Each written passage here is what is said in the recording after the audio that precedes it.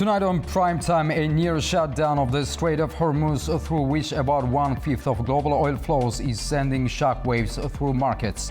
Maritime traffic has dropped sharply amid rising US-Israel-Iran tensions, slowing global trade and fueling inflation fears. International institutions, including the International Energy Agency, IMF, and World Bank, are coordinating to stabilize the situation and limit the economic impact. How prepared is the global energy system for a sustained choke point crisis like this? Stay with us.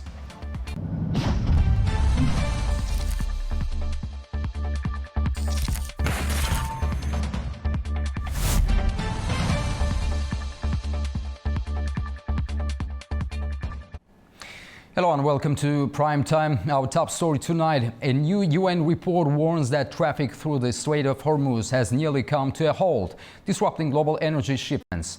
The slowdown is raising concerns over oil supplies, prices, and the wider world economy. Transit through the Strait of Hormuz has slowed to near a standstill over the past month, according to the United Nations Trade Agency. The latest data shows maritime traffic has dropped by around 95% amid the ongoing conflict involving the United States, Israel, and Iran, severely disrupting global energy shipments. The United Nations warns this could have far-reaching consequences, as the route handles a significant share of the world's oil and gas supplies. A prolonged halt is expected to push up energy prices and increase the cost of living worldwide. The agency has also downgraded its outlook for global trade growth, forecasting an expansion of between 1.5 and 2.5% in 2026, down from 4.7% the previous year. In response, global financial and energy institutions are stepping in. The International Energy Agency, the International Monetary Fund, and the World Bank say they are forming a joint coordination group to manage the economic and energy impacts of the crisis.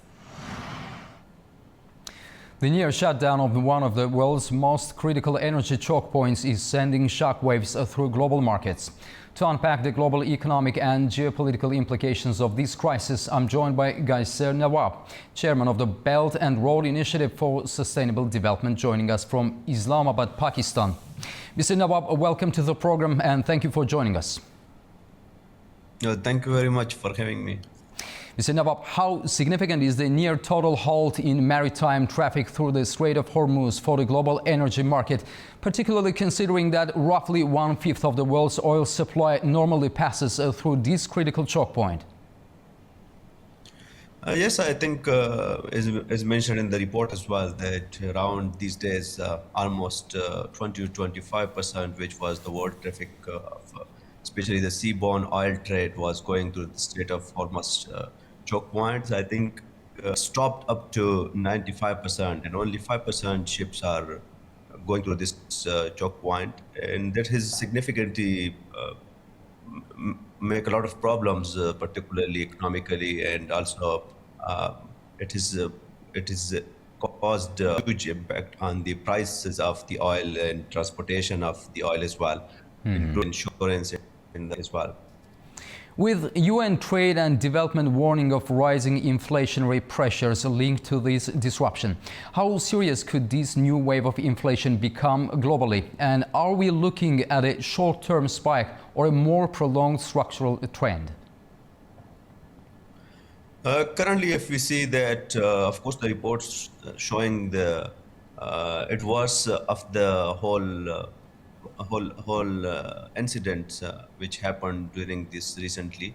I think the situation will be prolonged, and that will be causing huge, much disasters towards global economy, particularly in the Asian side as well. And I believe that this situation is not happening to be controlled soon once we see just recently the attacks from both sides. Mr. Nawab, in your view, which regions or economic blocs are most vulnerable to these disruptions? Europe with its energy diversification challenges, Asia with its heavy import dependence, or developing economies with limited fiscal buffers? So this is actually linked to globally to everybody. I think particularly Europe and Asia and some friendly countries which Iran is able to allow the the transportation, including even for Pakistan, is shown a very positive sign for that, and including China as well. So just recently was watching some news that if somebody is trading through to yuan or some other currencies, I think Iran has shown a very positive attitude towards them.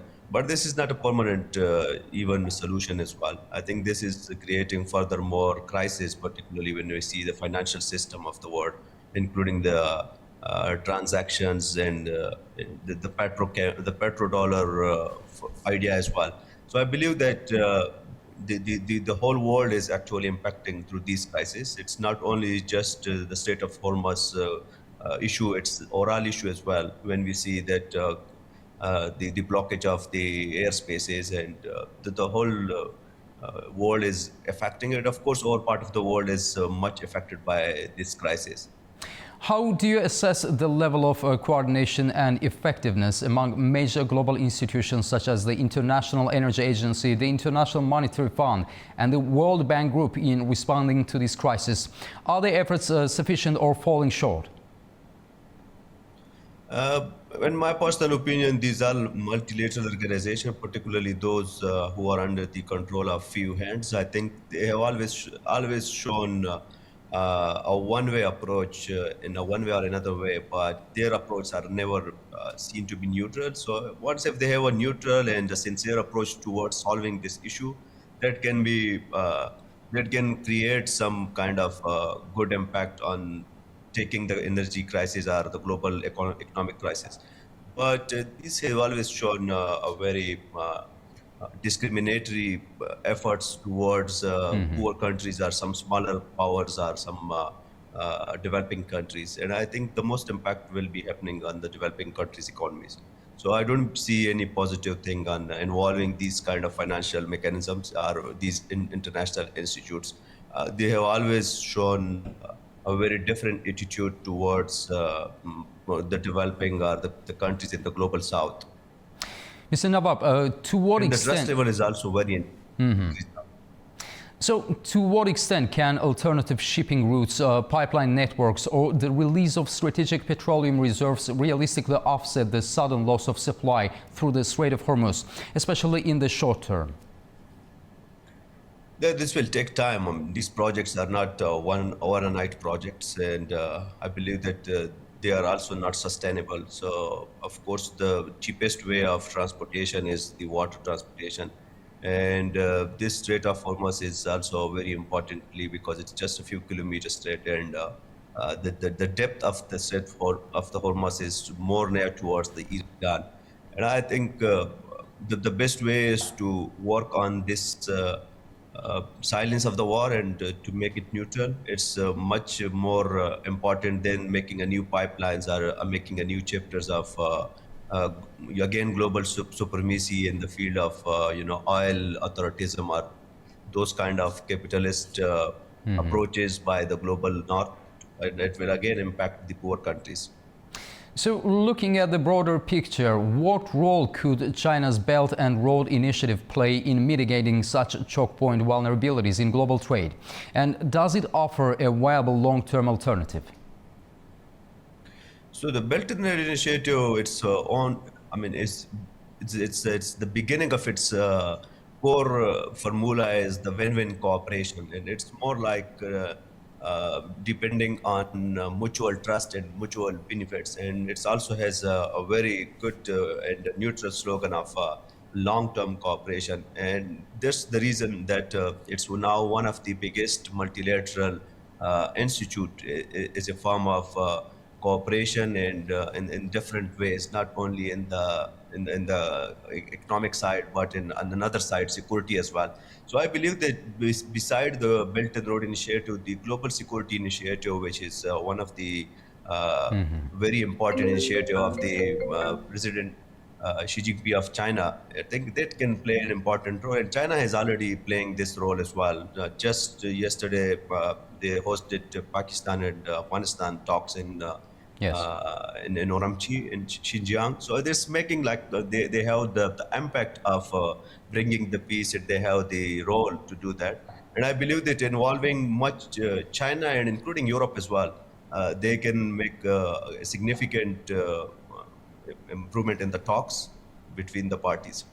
So, do you see this crisis acting as a catalyst for accelerating the global transition toward renewable energy and diversification away from fossil fuel dependency? Or could it paradoxically reinforce reliance on traditional energy sources? So when we see that recent attacks, even that's also very dangerous for the environment as well. If in oil tankers in the sea, it's like sea pollution as well, and of course the air pollution itself is one of these all attacks, including if it's attacks in Iran, it's also not good for environment. But if we see towards the shifting towards the renewable energies, I think it's also not so cheap. Again, it will be a very big problem for the developing in the countries with the smaller economies.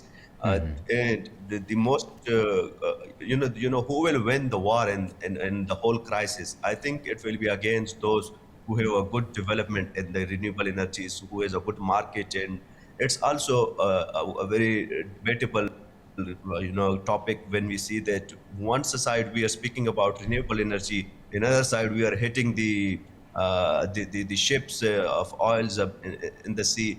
Yes. And the third side, we see the tariffs on the renewable cars and the renewable energy by including the European Union, by including the US. I mean, this is totally contradictory towards shifting towards renewable energy, because it will also give a very huge leverage to Chinese products, because China is one of the top emerging player in the renewable energy, and this is also not digested by some of the Western powers, which will make another trade war as well. So the last impact will be on the normal and simple citizens of different countries and people. Mr. Nawab, beyond the energy sector, what risks do prolonged disruptions in the Strait of Hormuz pose to global supply chains, particularly in areas such as food security, manufacturing, and critical goods? This strait is actually posing a huge threats on every products that's coming from different countries through the sea road. It's increased the transportation, it's increased the prices of insurance, and it increased the time duration as well. And I believe that this is impacting on every single items from, let's say, from those imports that are coming from different countries towards Pakistan. We have seen it has a huge impact on the daily life items as well.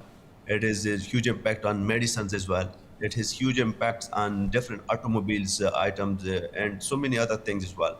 So I believe that this is impacting actually all segments of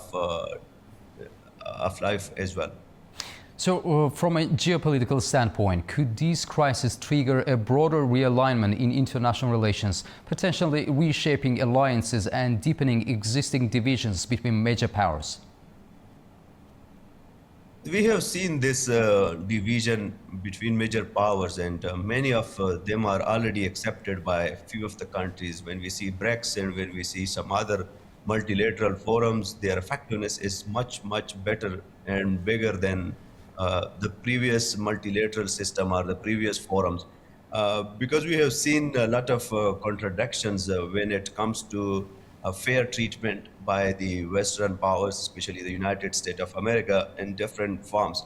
On one side, we have seen that they have a different aspect and different stand with depending upon the colors and the countries and the location. So it's all about their own interest, and I believe that this has to be happen, but it will take time. Nobody will be able to announce it as soon as possible, but the world still need a little time to divide into major two or three big powers. Yeah. Mr. Nawab, given the scale of disruption in the Strait, how concerned should we be about potential spillover into financial markets, particularly currency volatility, capital flight from emerging markets, and instability in global stock indices? So this depend again how much we can wait for it, and how much is the global supply more affected by this war, and how much we see the prolongation of this war as well. If the war is prolonged, I think the significant numbers will be added towards that, and significant impact will be happen on the financial market as well. And this whole market will be impacting not only the poor countries, but it will also impacting the rich countries as well in the global north. And they are also facing a lot of internal economic crisis, and there will be much more crisis there. And finally, in the face of mounting economic and geopolitical uncertainty, what immediate policy measures should the governments adopt to stabilize markets and contain inflation and protect consumers from the worst impacts of this crisis? So this is more like an economic expert's question, but what I can see is that all parties need to try to stabilize the situation by talks and dialogues. And recently, Pakistan has played a very important role on that, and Pakistan is always ready for that. I believe that we do have the potential to solve this global challenge, and we have the trust between all the parties, most importantly with Iran, and I think that this is very important. So financial mechanisms can be just for short time, but the peace is a long-term and sustainable solution for this whole crisis, and I think will actually give a huge impact towards the stability of the financial market if we are able to make the situation stable and the peace maintained. Gayser Nawab, Chairman of the Belt and Road Initiative for Sustainable Development, thank you for joining us and sharing your insights on this critical global issue. Thanks a lot. Thank you very much for having me. Thank you. After the break, we will look at the major stories from around the world. Stay with us.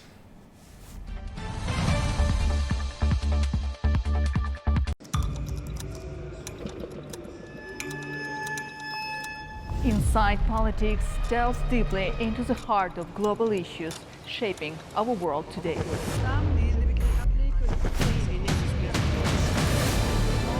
Join me for your go-to source of political analysis from across the region and beyond.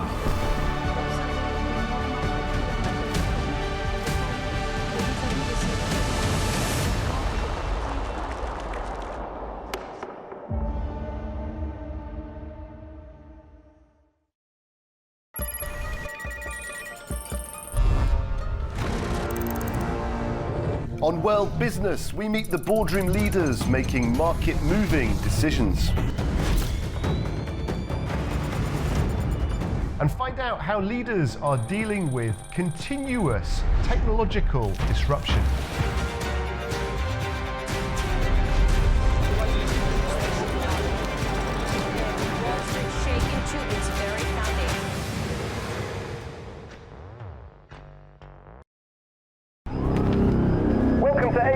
Unfiltered news and analysis from the region and beyond. From Washington to Beijing, Tehran to Kabul, to Tbilisi to Tashkent. Today is the third. We're with you 24/7, taking you live to the front lines of the day's biggest stories. Welcome to Gabala. I'm here. Azerbaijan and Armenia. Hello, we are in November.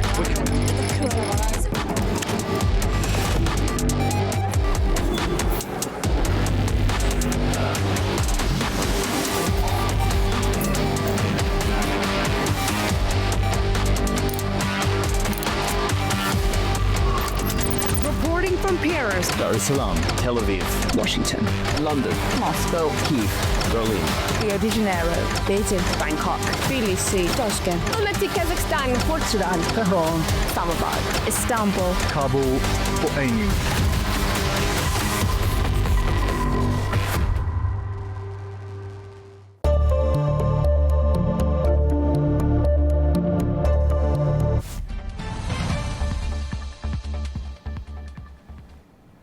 Welcome back. You're watching Prime Time. U.S. President Donald Trump says American military operations have reshaped the balance of power in Iran, even suggesting a de facto regime change during an Easter event. Meantime, Trump claims Iran is no longer a threat in his address to the nation, saying its military capabilities have been largely destroyed. Ubi Shibander has more from Washington, D.C. In a nationwide address to the American people on Wednesday evening, President Trump delivered a speech that outlined the core objectives of Operation Epic Fury in the ongoing war against Iran. President Trump referred to the military operation that's designed to neutralize Iran's missile and nuclear weapons production capability as a, quote, true investment in your children's and grandchildren's future. Trump said that the war has achieved most of its objectives ahead of schedule and will wind down soon. We have regime change. We got it by accident. We actually got it by accident because I never liked the idea of, the regime change thing is too complex to put it down on a wish list, because if you don't make it with me, if I don't make it, I end up ahead. He didn't get the... So I never say I wanted it. So I never talked about regime change, but we got it. But we've done an amazing thing over there. Among the key lines in the president's speech, he highlighted that the main focus of the military operation was to destroy Iran's weapons factories, destroy the Navy and the Air Force, and to ensure that any avenue for building a nuclear weapon was totally decimated. Trump stressed that allowing Iran a chance to build nuclear weapons would empower Iran's campaign, quote, of terror, coercion, and conquest. Every American can look forward to a day when we are finally free from the wickedness of Iranian aggression and the specter of nuclear blackmail. Because of the actions we have taken, we are on the cusp of ending Iran's sinister threat to America. Trump also highlighted that the military strikes would not continue indefinitely. Iran will, however, according to the president, be hit extremely hard over the next 2 to 3 weeks. The bombing campaign will be so severe and widespread that it will revert Iran, quote, back to the Stone Age, a stern warning by President Trump. U.S. Central Command says that the American armed forces have so far struck more than 12,300 targets in Iran and damaging or destroying over 155 vessels. What happens if negotiations with Tehran fail? Well, the consequences for Iran, according to the president, would include hitting each and every one of Iran's electric generating plants. I'm Ube Shabander, A News, Washington. Global markets wobbled today after U.S. President Donald Trump warned in a televised address that military action against Iran could intensify, pushing oil prices sharply higher. Oil prices surged after U.S. President Donald Trump warned that Washington would intensify strikes on Iran in the coming weeks. In a primetime address, Trump said military operations would step up, offering no clear timeline for ending the conflict. Thanks to the progress we've made, I can say tonight that we are on track to complete all of America's military objectives shortly, very shortly. We're going to hit them extremely hard over the next 2 to 3 weeks. We're going to bring them back to the Stone Ages where they belong. Benchmark Brent crude jumped about 6% to around $107 a barrel as investors reacted to the risk of prolonged instability in the Middle East. Markets reacted broadly, with global stocks sliding and the dollar strengthening after the remarks, while the address offered little reassurance to investors. Global institutions, including the IMF and World Bank, warn that the conflict is having significant and uneven economic effects worldwide. Trump also suggested strikes could target Iran's oil and energy infrastructure if negotiations fail. The escalation has raised concerns over supply routes, particularly the Strait of Hormuz, which carries about a fifth of global oil and liquefied natural gas. Meanwhile, Iran's armed forces warned of more crushing, broader and more destructive attacks, signaling no immediate de-escalation. The United Nations says the death of 3 peacekeepers in Lebanon are unacceptable and is pressing for full accountability. UN spokesperson Stefan Dujarric says investigations are ongoing despite the challenges of working in an active conflict zone, where access to the sites of the incident is sometimes delayed for safety reasons. Tragically, as you know, the UN interim force in Lebanon, UNIFIL, has suffered 3 fatalities in the last few days. And as we've said repeatedly, these incidents are unacceptable and demand full accountability. Investigations by us are underway, and despite the challenging situation on the ground, we hope to be able to update you with those results as soon as possible. These investigations take time as technical experts examine physical evidence on the scene, while others look at the context and liaise with parties to collect and verify information. The circumstances on the ground are such that deconflicting with parties in some instances have prevented the timely access of UN personnel to the incident scenes for investigations, and that, of course, has caused delays. A Russian air attack has hit a port in Ukraine's Odessa region as Kiev accuses Moscow of rejecting an Easter ceasefire. Meantime, Russia claims full control of the Luhansk region while pressing Ukraine to withdraw from parts of Donetsk. A Russian air attack struck a port in Ukraine's Odessa region early Thursday, setting shipping containers ablaze. Officials say there were no casualties. Firefighters worked to contain the blaze at the site in Chornomorsk, where flames spread through stacked containers. Authorities say the attack was carried out by drones. Kyiv says the latest strikes come despite its proposal for an Easter ceasefire, and President of Ukraine Volodymyr Zelensky accuses Russia of continuing attacks on key infrastructure.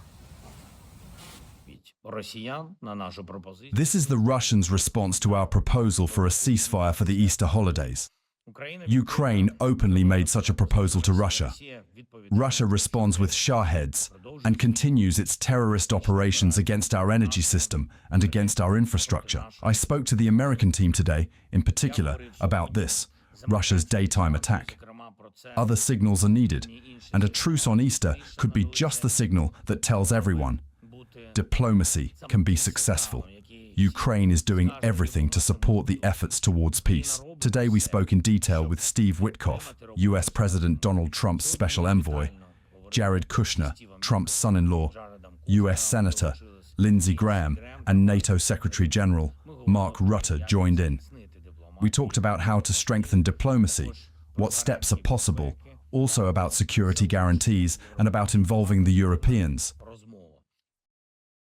Separately, Russia says its forces have taken full control of the Luhansk region in eastern Ukraine, capturing what it described as the last remaining area outside its reach since 2022.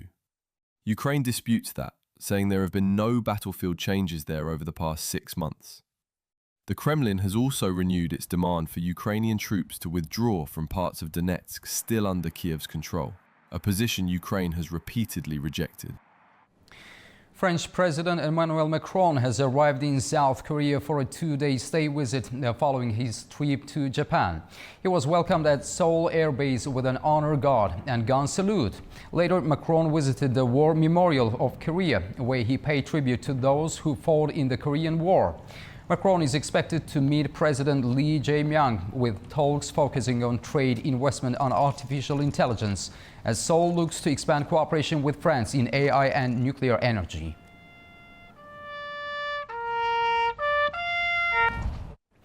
The Organization of Turkic States has pledged to expand economic and investment cooperation following a joint statement issued after a meeting of heads of government in Baku. The declaration calls for stronger trade ties, improved business conditions and closer links between member states, including the removal of non-tariff barriers and the promotion of joint projects. It also highlights cooperation in key areas such as industrial development, digitalization and green technologies as efforts continue to deepen regional economic integration.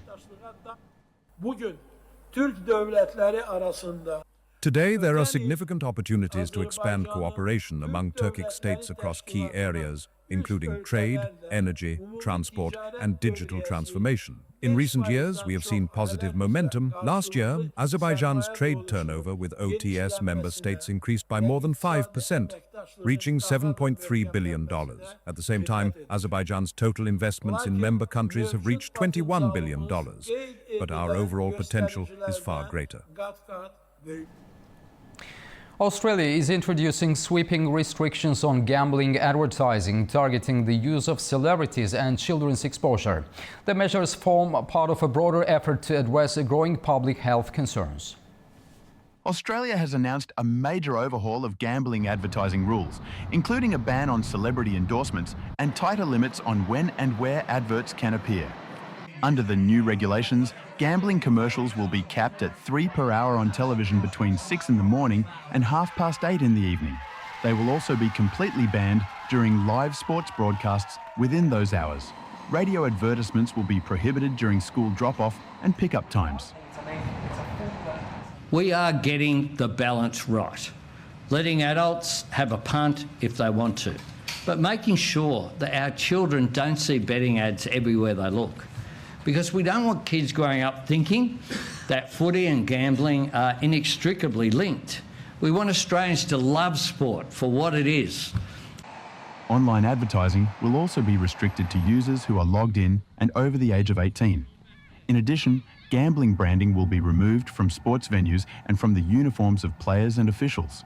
The reforms are set to take effect from 2027. 4 astronauts have taken off on a landmark mission around the moon in NASA's first crewed lunar flight in decades. The Artemis 2 mission is a key step in plans to return humans to the lunar surface and establish a long-term presence beyond Earth. 4 astronauts have blasted off from Kennedy Space Center on NASA's Artemis 2 mission, marking a major step in the United States' push to return humans to the moon. The crew lifted off aboard NASA's Space Launch System rocket with the Orion capsule carrying 3 American astronauts, Reed Wiseman, Victor Glover, Christina Koch, and Canadian astronaut Jeremy Hansen. The nearly 10-day mission will take them around the moon and back, travelling deeper into space than any human crew before.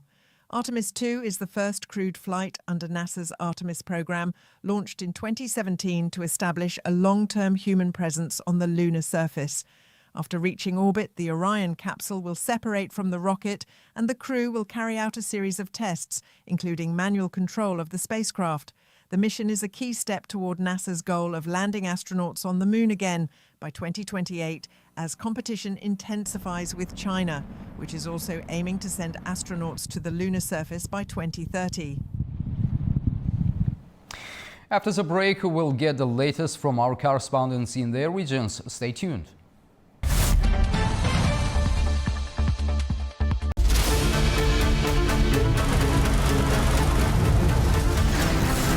As America sleeps, Europe is waking, and the East has begun its day. A News is right here at the center, bringing you the latest stories as they break. I'm Nadia Jani, here with you each weekday morning to share latest world news and the stories shaping our region. Across all platforms and wherever you get your news, we explore the context behind the big headlines. Live from Baku, I bring you a diverse mix of regional and international news, sport and politics for you, an audience that wants a bit more. So join me Monday to Friday for the latest headlines, expert analysis and live updates from around the world. Around the globe and live from Baku, this is Daybreak here on A News.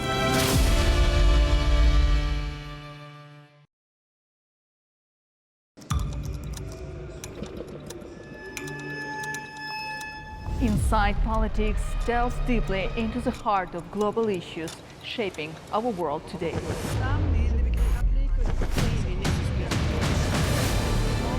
Join me for your go-to source of political analysis from across the region and beyond.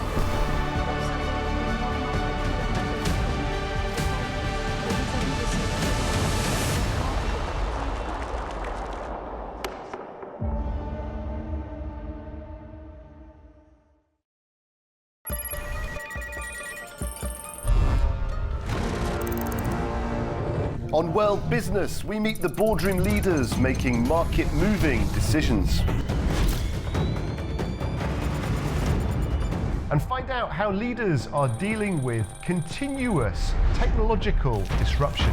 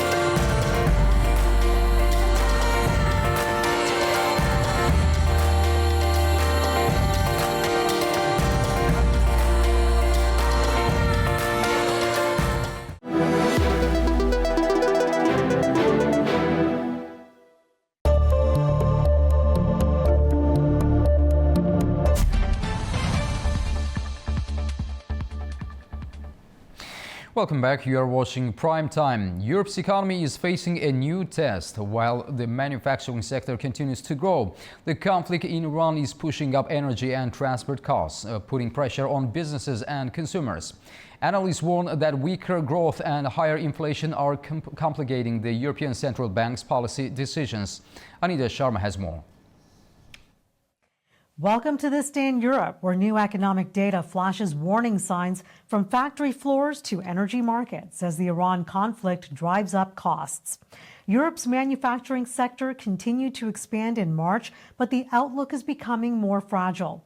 The war in the Middle East is pushing up energy and transport costs, disrupting supply chains and weighing on demand.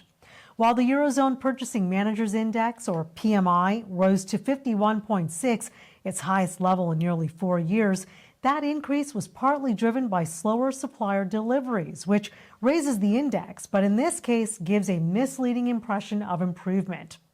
In Germany, 5 leading economic institutes slashed growth forecasts for this year and next, warning that the Iran war is driving energy prices higher and weighing on Europe's largest economy. Weaker expansion and higher inflation than previously forecast is a very difficult mix that complicates the European Central Bank's path on interest rates. The institutes expect growth of just 0.6% this year and 0.9% next year.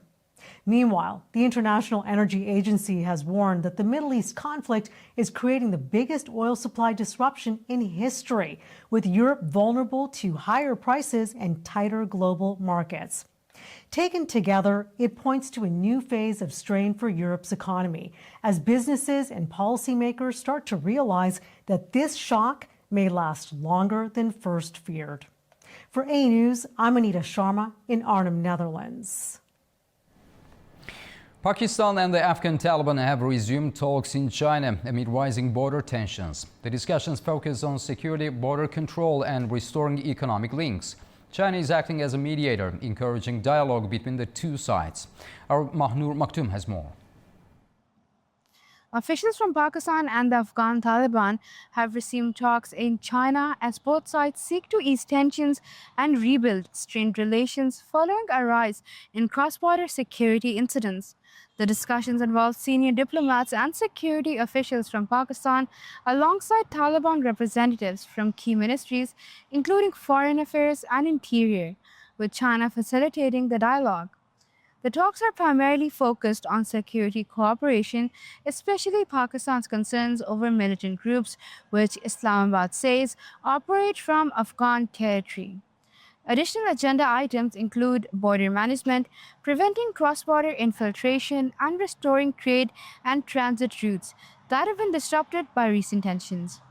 Both sides are also discussing mechanisms to improve communication and avoid further escalation along their shared frontier. China has positioned itself as a mediator, encouraging confidence-building measures and sustained engagement between the two sides. Beijing has stressed that stability between Pakistan and Afghanistan is essential for regional security and economic connectivity, and has reiterated support for political solutions to the ongoing disputes. Hanu Maktoum, A News, Beijing. The United Nations says Afghanistan remains one of the most dangerous countries in the world for unexploded ordnance, with more than 50 people killed or injured every month. UN officials warn that children make up the vast majority of victims as funding for mine clearance continues to fall. Our correspondent Tamim Bahiz has the details from Kabul. United Nations says Afghanistan is still ranking as the third country with the highest number of casualties caused by unexploded ordnance, with more than 50 people killed or injured each month. Nick Pound, head of Mine Action Service at UN, says the figure means that on average at least one person is killed or wounded every day by explosives left behind from decades of conflict. He says around 80% of the victims are children. According to Pound, 90% of these casualties are caused by unexploded ordnance left over from the past 40 years of war. He says many of the victims are boys who came across the devices while playing or while looking after livestock. The UN also says the scale of contamination remains severe. Around 100,000 square kilometers of land across Afghanistan is still affected by unexploded ordnance. The agency says about 3 million people, as well as 800 educational centers and 200 health facilities, are located within 1 kilometer of contaminated land. The UN further added that with stronger international support, Afghanistan could be cleared of mines, allowing communities to return to safer and more normal lives. Tamim Bahiz in Kabul, A News. Iran's military says it's preparing for possible U.S. action, warning of an immediate response to any attack. The remarks come amid reports of Washington considering further escalation. Turaj Shivalilo has more from Tehran. Iran's operational headquarters must monitor enemy movements with utmost pessimism and accuracy and be ready to counter any method of attack. The country's army commander-in-chief, General Amir Hatami, was quoted as saying by a state media on Thursday. In televised remarks on a state IRIB broadcaster, he ordered military units to maintain round-the-clock surveillance of U.S. forces and make immediate retaliatory response. This statement came as the U.S. Department of War reportedly prepares potential ground operation inside Iran, a development seen as a dangerous escalation in the ongoing conflict. Although U.S. President Donald Trump has said the war is nearing completion and could end within weeks, the Iranian general said in the event the enemy attempts a ground operation, no one should survive. Meantime, Iranian President Masoud Pezeshkian, in a letter addressed to Americans, urged them to look out beyond the illusions of war propaganda and watch out for a manufactured threat of Iran. He urged the American public to beware of politically loaded rhetoric and reconsider the realities of Iran as a historically non-aggressive power. As the war has become 5 weeks old, Pezeshkian stressed that the destructive impact of U.S. sanctions, war, and aggression on the lives of ordinary Iranians must not be underestimated. Turaj Shiralilu, Tehran, Foreign News. Turkey is calling for the dismantlement of Israel's alleged nuclear weapons stockpile amid mounting tensions over the ongoing regional conflict. The remarks came from a senior parliamentary figure who also criticized the wider impact of the war on global stability. Here are the details. Fuat Oktay, head of the Foreign Affairs Committee in Turkey's parliament, has called for the dismantlement of Israel's alleged nuclear weapons stockpile. Speaking before the parliamentary committee, Oktay said Israel's nuclear weapons capacity should be eliminated as soon as possible. He claimed that Israel had launched attacks on Iran over the latter's nuclear ambitions, while Israel itself maintains an undeclared nuclear arsenal. Israel has long pursued a policy of what it calls strategic ambiguity, neither confirming nor denying its possession of nuclear weapons. According to Israeli officials, this stance contributes to both deterrence and regional stability.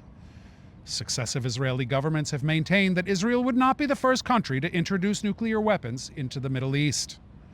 Oktay, speaking in parliament, also warned that the Israeli-U.S. war on Iran had spread beyond its initial scope, affecting Iraq, Lebanon, and the Arab Gulf states. He also said that the partial closure of the Hormuz Strait had disrupted trade and energy transit, adversely impacting the global economy. Although it is Israel's war, Oktay said, the entire world is paying the price. He further asserted that Israeli-U.S. military strikes on Iran lacked legitimacy under international law. Oktay also acknowledged Iran's right to self-defense while criticizing Iranian strikes on civilian infrastructure in neighboring countries, which he described as unacceptable.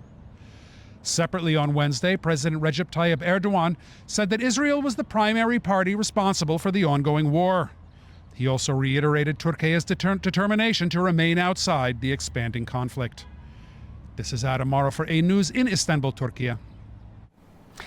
Georgia's growing geopolitical importance and its role in regional stability took center stage today as President Mikhail Kavelashvili met Slovak President Peter Pellegrini in Slovakia's capital. The meeting not only highlighted bilateral ties, but also the strategic future of the South Caucasus. Our Nini Nikolashvili has more. At the presidential palace in Bratislava, President Mikhail Kavelashvili met Slovak President Peter Pellegrini for talks that combined clear diplomatic support with broader geopolitical messaging. At the joint press conference, Pellegrini reaffirmed Slovakia's backing of Georgia's sovereignty and territorial integrity. A standard but politically significant statement at a time when international borders and security guarantees are under pressure globally. However, beyond formal support, the discussions shifted to Georgia's evolving geopolitical role. Both leaders pointed to the country's position along the Middle Corridor, a trade and transit route linking Europe and Asia. Slovakia highlighted Georgia's logistical and energy importance, while Kavelashvili emphasized that regional connectivity projects increasingly depend on stability in the South Caucasus. This is where the tone became more strategic. Georgia was presented not only as a partner, but as a transit hub whose relevance grows alongside global economic and political shifts. At the same time, such positioning also places the country at the intersection of competing regional and international interests. The South Caucasus itself was another key topic. Slovakia welcomed recent de-escalation efforts between Armenia and Azerbaijan, noting Georgia's role in regional stabilization. The meeting also touched on EU enlargement. While Slovakia reiterated support for Georgia's European aspirations, the reality is more complex. Georgia's relations with parts of the EU have faced increasing strain in recent months. Against this backdrop, countries like Slovakia, along with Hungary, continue engagement with Tbilisi, a dynamic some analysts link to overlapping political or ideological positions. Alongside political discussions, both sides addressed practical cooperation, including trade, investment, and new direct flights between Kutaisi and Bratislava. Nini Nikolashvili, Tbilisi, A News. Kazakhstan is looking to boost investment in its natural resources sector as thousands of potentially resource-rich areas remain unexplored. Officials say new reforms and incentives are already driving interest from investors, with hundreds of exploration and production contracts now in place. Our correspondent Farizia Kalimursin has more. Around 3,000 subsoil areas in Kazakhstan remain largely unexplored. These are so-called greenfield sites where no full-scale geological exploration has been carried out. This was announced by a Vice Minister of Industry and Construction of Kazakhstan, Iran Sharkan, at the International Forum Geoscience and Exploration Central Asia. At the same time, the country is seeing growing investment activity in this sector. According to Vice Minister, since 2023, investments in geological exploration have reached approximately $900 million, while the number of active contracts for hydrocarbon exploration and production has risen to 319. Expanding geological coverage remains a key priority. Authorities aim to increase the explored area from 1.5 to 2.2 million square kilometers by 2026. To support this, legislative changes have already been introduced. These include the formal recognition of unconventional hydrocarbons. simplified procedures for electronic auctions, and the development of an updated model contract for complex projects offering fiscal incentives. At the same time, conditions for investors are being eased. Companies are now allowed to correct errors in auction applications and return blocks without penalties if drilling proves unpromising. A measure expected to save up to $300,000 at each stage. Kazakhstan is home to around 10,000 mineral deposits, and over the past 5 years, total investment in this sector has exceeded $1 billion, reflecting continued interest in the country's natural resources. Fariza Kalimurzina, Almaty, A News. On behalf of the A News team, thank you for being with us on Prime Time. Join us every weekday for the latest updates from around the world.